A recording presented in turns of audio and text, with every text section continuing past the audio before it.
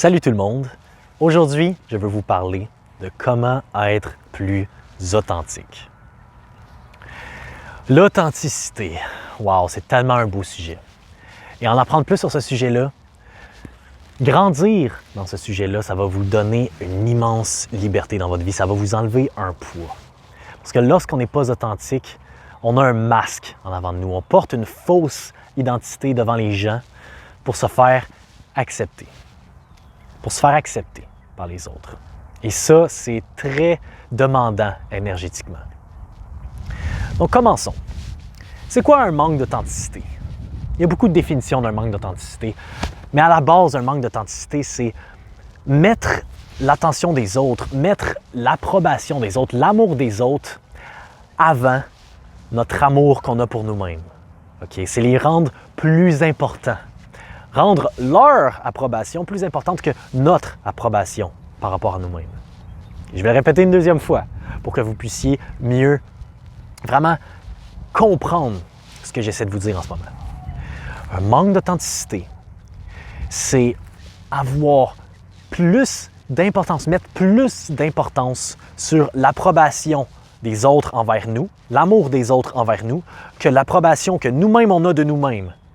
L'amour que nous-mêmes, on projette à nous-mêmes. Okay? C'est avoir besoin de l'attention des autres, avoir besoin de l'amour des autres, au lieu d'être capable de nous-mêmes se générer de l'amour et même de donner de l'amour aux autres. Okay? C'est comme un déséquilibre, un débalancement. Plaire, c'est tellement... Pourquoi est-ce qu'on veut plaire tant que ça? Moi, j'ai tellement eu des problèmes d'authenticité. J'en ai encore de temps en temps. Okay? Mais j'ai beaucoup travaillé là-dessus et ça m'a libéré énormément. Lorsque j'étais jeune, je voulais plaire à tout le monde. Je voulais plaire à mon père, je voulais plaire à ma mère.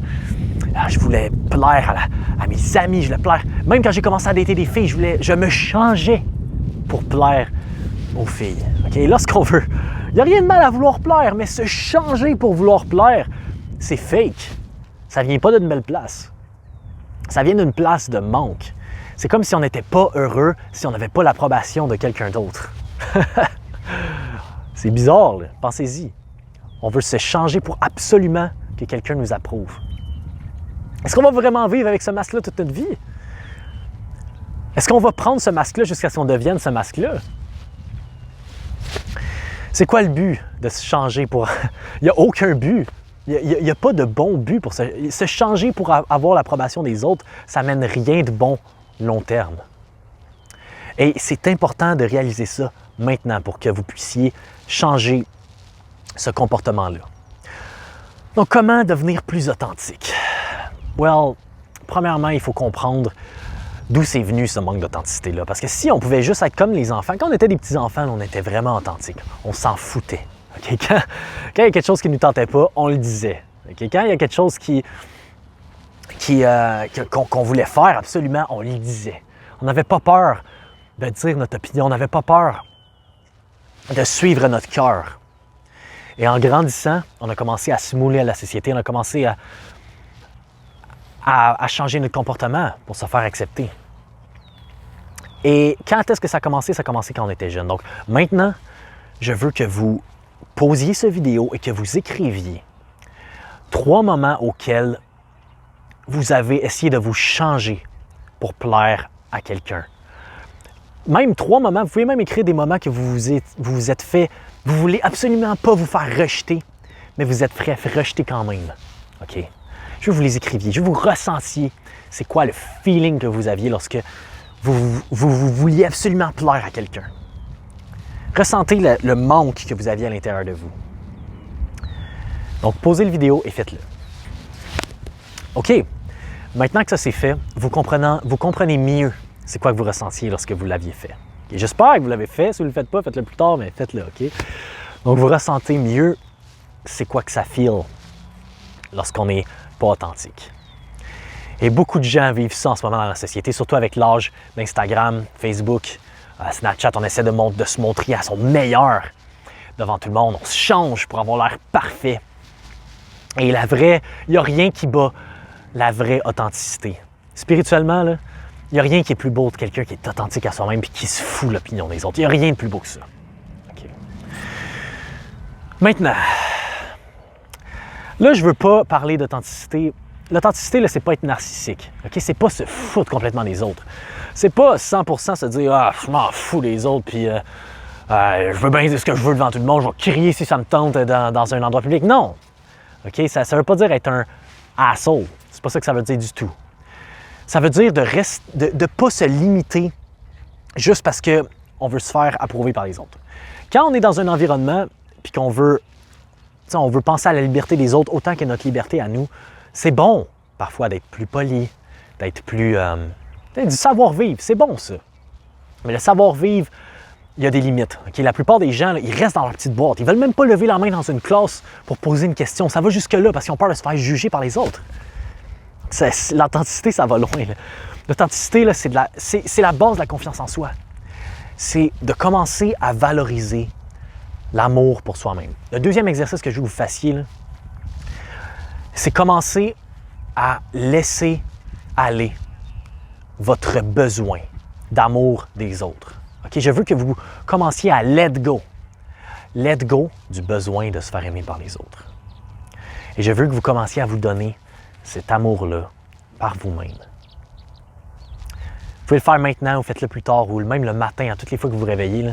Regardez-vous dans le miroir, là, puis dites-vous « Je t'aime ». Et je t'aime juste parce que tu existes. William, là, je me parle à moi comme si c'était moi. Là. Je t'aime juste parce que tu existes. Parce qu'on s'est suivis depuis qu'on est jeune. Tu m'as jamais laissé tomber. Je t'aime. Tu peux même te donner un câlin à toi-même, OK? Ça a l'air bizarre vu de même, là. Mais juste ça, ça va vous faire sentir bien. Puis réalisez que vous n'avez pas besoin de l'amour des autres. Et réalisez aussi que pour avoir l'amour des autres, c'est pas en ayant besoin que vous allez l'avoir. Même que vous allez le repousser. Les gens qui ont besoin de l'amour des autres, là, ils en reçoivent pas justement parce que métaphysiquement parlant, ils ont besoin de cet amour-là. Donc, la fréquence qu'ils donnent à l'univers, c'est « je n'ai pas cet amour-là, donc j'en ai besoin ». Et tout ce qu'ils attirent dans leur vie, c'est de ne pas avoir cet amour-là. Ça vous est probablement déjà arrivé dans votre vie. Okay? Quelqu'un qui était trop collant après vous, qui voulait absolument votre attention. Tout ce que vous aviez envie de faire, c'est de vous en aller d'eux autres. Okay? C'est un principe qui est universel. Donc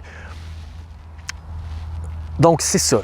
Commencez à vous donner de l'amour. C'est le deuxième exercice. Et même, commencez à donner cet amour-là. Out of nowhere, commencez à le donner. Commencez à vous-même donner l'attention aux autres. Pourquoi vous ne feriez pas ça? Au lieu de toujours essayer d'avoir l'attention des autres, commencez à donner l'attention. Et là, vous allez commencer à être quelqu'un de powerful, quelqu'un d'influent, parce que vous n'avez plus besoin des autres, de l'attention des autres. Vous allez même commencer à devenir le donneur de cette attention-là, que les gens semblent avoir tant besoin aujourd'hui. Donc, je m'éloigne un peu. Mais un petit dernier exercice, OK? J'aime ça, les exercices, parce que c'est comme ça qu'on apprend. Le petit dernier exercice que je veux que vous fassiez, OK? Parce que n'y a rien de mal à rejeter les gens, OK? Même que rejeter les gens, ça les fait grandir. Et vous allez comprendre ce que je veux dire par là. Rappelez-vous un moment où vous avez rejeté quelqu'un, OK? Rappelez-vous un moment où vous avez rejeté quelqu'un, 3 moments où vous avez rejeté quelqu'un ou quelque chose ou whatever, et qu'éventuellement, ça a fini par devenir bon pour la personne et pour vous-même. Okay? Essayez de vous rappeler. Posez le vidéo, écrivez 3 scénarios que ça vous est arrivé. Laissez-vous le ressentir. Okay? Feelez comment ça feel de rejeter quelqu'un et aussi la peur de rejeter quelqu'un. Parce que cette peur-là de rejeter quelqu'un, vous allez voir, ça vient de la même place. Un manque d'authenticité à l'intérieur. Le inner child qui a peur de se faire rejeter par ses parents. Okay? Donc, posez le vidéo et souvenez-vous de 3 moments où vous avez rejeté quelqu'un. Donc, c'est fait, j'espère. Donc, c'est ça. Vous avez rejeté quelqu'un. Est-ce que ça feel good? D'habitude, ça feel pas trop good. Mais ça devrait pas feel tant bad que ça. Normalement, ça devrait pas... Vous ne devriez pas vous sentir mal de rejeter quelqu'un de temps en temps. Parce que dire non, c'est pour vous-même aussi. C'est votre amour de vous-même. De temps en temps, dire non à un projet qui ne vous intéresse pas, dire non à quelqu'un qui ne vous emmène pas plus loin, c'est être honnête avec soi-même, c'est être authentique avec soi-même. C'est arrêter de toujours vivre pour les autres. Parce que dire oui quand ça ne nous tente pas à l'intérieur de nous, ça n'amène jamais de quoi de bon, éventuellement. Être authentique, c'est suivre son feeling intérieur. Suivre son feeling intérieur, son soft feeling intérieur.